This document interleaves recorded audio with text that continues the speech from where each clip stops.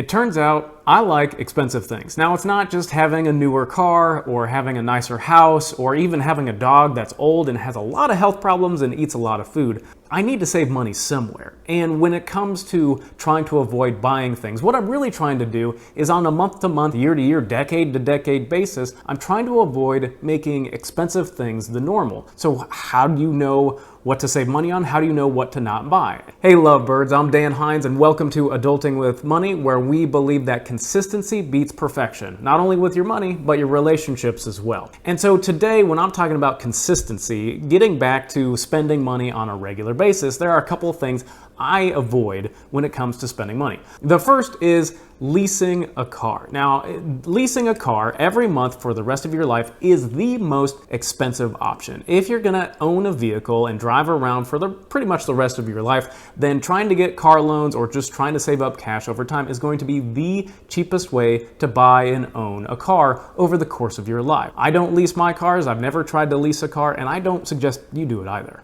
Another thing I don't buy are meal kits. Meal kits didn't come out until the last couple of years, so when I needed to start learning to eat food, it was either you eat out or you cook. Now, I was terrible at it at first. I mean, so terrible that I would just microwave a potato and that was my skill. So over time though, I've learned how to cook many things. And so when it comes to meal kits, that's something that I try to avoid, because if you want variety, here's a secret. Hot sauces and spices. I eat pretty much the same thing every day. It's either chicken thighs or ground beef and tomatoes or broccoli or Brussels sprouts and some sort of carb, whether it's rice or beans or some pasta. And the way that I add variety to my life is through these spices and hot sauces. But it takes time and it takes practice and it takes some experimenting to find out what you love the most. When it comes to trying to save money over the course of your life, learn to cook. It's gonna save you a lot of money.